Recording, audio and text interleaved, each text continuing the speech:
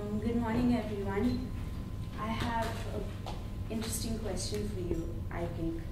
And what do you think is common to Amazonian tribe, a leaf of lettuce, the art of crochet, and hair braiding styles?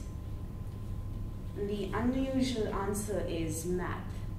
Just a show of hands, how many of you like math? Okay. I'm hoping that for those of you who like math, I bring up some new data that you haven't come across. And for those who don't like math, I offer some information that might help you like math. So my interest in this topic stems from three main questions. Firstly, when I was about 6 years old and I was studying in school, we had the multiplication table, and my dad helped me through that a lot. So I understood the conversion from addition and multiplication, so I could understand the concept easily. But one of my classmates didn't understand it very well, and I was fed up with her to kind of help her on her way. And at the final exam, she beat me by a mark. But I was very upset, being 6 years old. But in retrospect, I guess that showed me that maybe teaching was something I was interested in.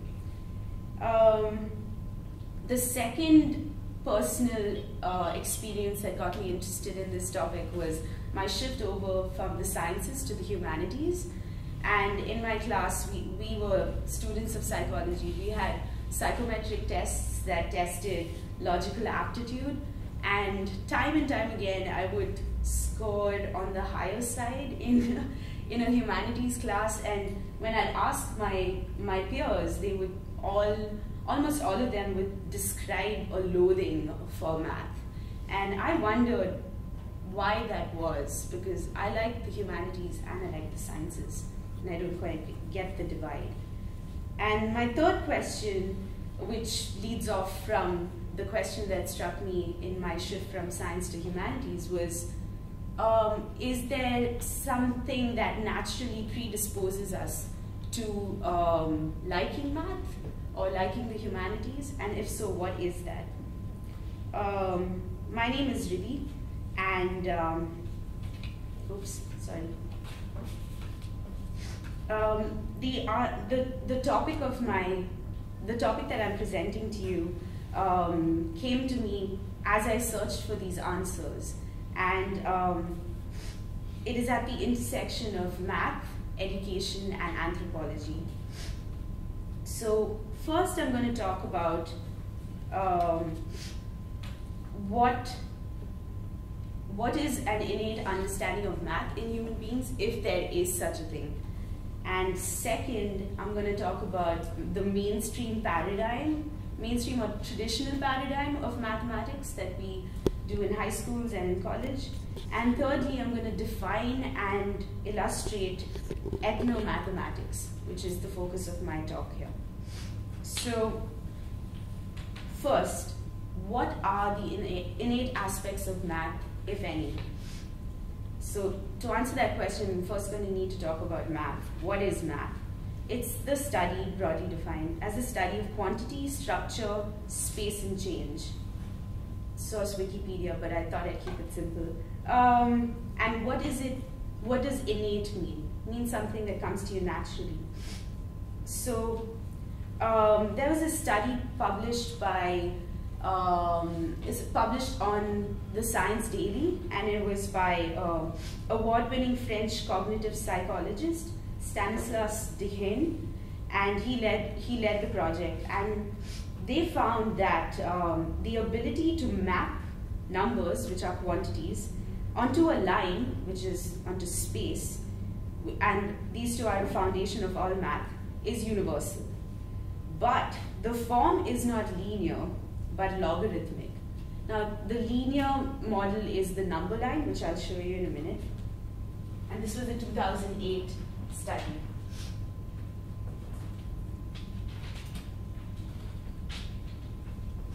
So that's what linear mapping looks like. They're equidistant points. So 1 minus 0 is equal to 1.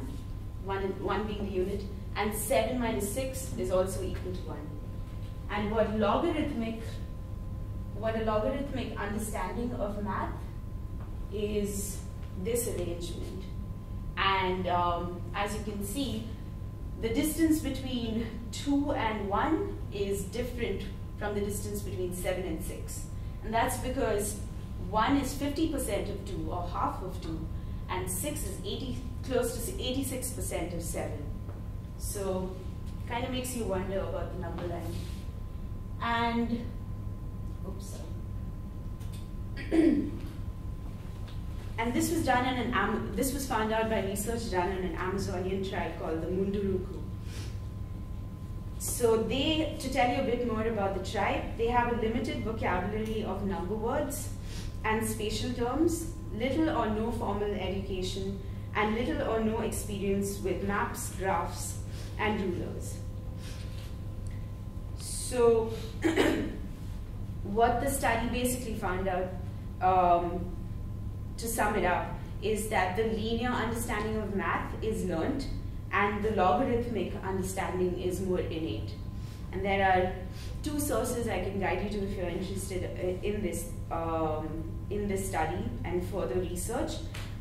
There's a recent article from 2011 on NPR, and it talks about how people need language to denote large numbers. Otherwise, it's just they're not able to differentiate between, say, 10 and 11.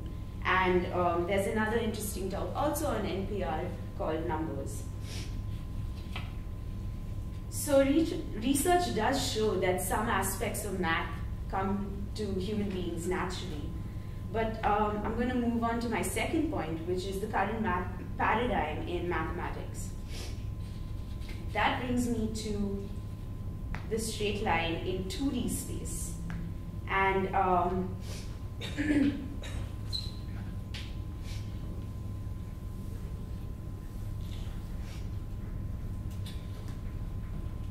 2D or Euclidean space is what we're typically used to learning in high school. And I'm going to retell an exercise that Margaret Wertheim, a science writer who gave a talk on TED Talks, did with her audience. So she basically asked the audience a question: how many lines can you draw through that central dot that do not touch the original line? And the answer is 1 line. But when you move on to 3D space, which is spherical space, this kind of changes, because a straight line in spherical space is a circle, the largest circle that you can draw in the sphere. So that's your first line. Then how many lines can you draw through that central dot without crossing that, without meeting that line? And the answer is 0. So when they were faced with this, it perplexed mathematicians, because you've got 2 answers, and that typically means there's a third answer, and that is infinity. So that's hyperbolic space, and that's what it looks like. Because if there's 1 and 0 options, then there are infinite options, and so they all curve around through that central point. And some mathematicians were like, this looks like cheating. That's not even that's a curved line, and etc. etc. But what actually happens is that theoretically, when you're working on 2D space, it becomes hard to envision what mathematical principles work on 3D space. And so for a long time, for hundreds of years actually, they could not see what hyperbolic space would look like. And it came to them in another interesting form. And I'm going to play a video for you. It's exactly what happened when David came in 1997, showed that you could crochet models in hyperbolic space. Here is this diagram in crochetness. And I've stitched Euclid's parallel postulate onto the surface, and the lines looked curved. But look, I can prove to you that they're straight, because I can take any one of these lines and I can fold along it, and it's a straight line. So here in wool, through domestic feminine art, is the proof that the most famous postulate in mathematics is wrong.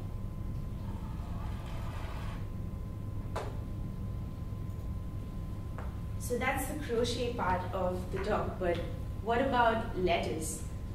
If you notice, the pattern that she showed up, that she was holding up, is also seen in letters.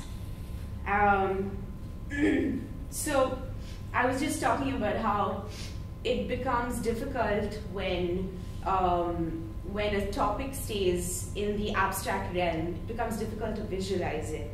And math is present in the natural world all around us. So what can happen if we take those two lessons from math and apply it to education? Well, then you get ethno-math. So I've spoken about mathematics all this time. I'm going to talk a bit about the ethno part of ethno-mathematics. And that's the cultural aspect. Its basis in geography and in culture.